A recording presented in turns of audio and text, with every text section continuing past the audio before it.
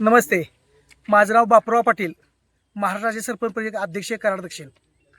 आज मी ओंडाळे गावामध्ये ओंडाळे ग्रामपंचायतद्वारे सर्वांना विनंती करतो आणि सर्वांना आनंदाची बातमी सांगतो की गेले बरेच 1 ते 1.5 वर्ष झालं आमच्या गावामध्ये अगदी शाळेपासून जवळ असलेल्या अंतरावर बिबट्यावर वारंवार बिबट्याचा वावर होता.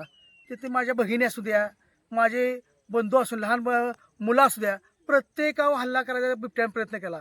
पण आज AI सिस्टम बसल्यामुळे एवढा फायदा झालेला आहे की त्याच्यामुळे आमच्या गावात बिबट्याचा वावर कुठं आहे काय लगेच सायरनद्वारे आम्हाला कळणार आहे. त्याच्याद्वारे आम्हाला असं कळणार आहे की बिबट्या आपल्या गावात आला आहे नाही. त्याच्यामुळे सगळ्यांना सावधगिरीचा इशारा मिळणार आहे. त्याच्यावरून बरेच जणांना सावधानतेचा इशारा मिळणार आहे. त्यामुळे आमच्या गावाची आनंदाची बातमी आहे की इथून पुढे जी सुरक्षितता वाढवली त्यातून आम्हाला सुरक्षा मिळणार आहे. त्यामुळे ह्या सर्व सिस्टीममध्ये बसवल्याबद्दल महाराष्ट्र शासन यांचं मी धन्यवाद देतो. धन्यवाद. नमस्कार, मी तेजस टेकवडे, सिमुसॉफ्ट टेक्नॉलॉजीमध्ये AI इंजिनियर म्हणून काम करतो. सदर ठिकाणी सातारा फॉरेस्ट डिव्हिजनमध्ये आम्ही आहोत आणि या ठिकाणी AI based leopard detection system ही यंत्रणा आज आपण इथं कार्यान्वित केलेली आहे.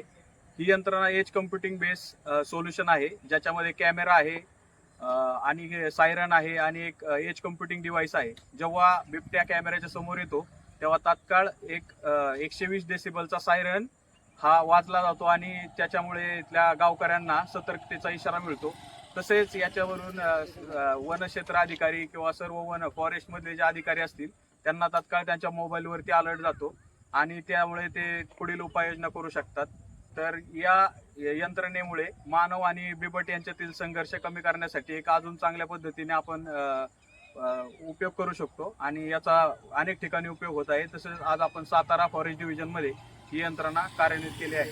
ही यंत्रणा बसवण्यासाठी सातारा फॉरेस्ट डिव्हिजनचे DCF साहेब अमोल सातपुते सर आणि वनपरिक्षेत्र अधिकारी तसेच फॉरेस्ट गार्ड साहेब आणि सर्व टीमने खूप सहकार्य केले.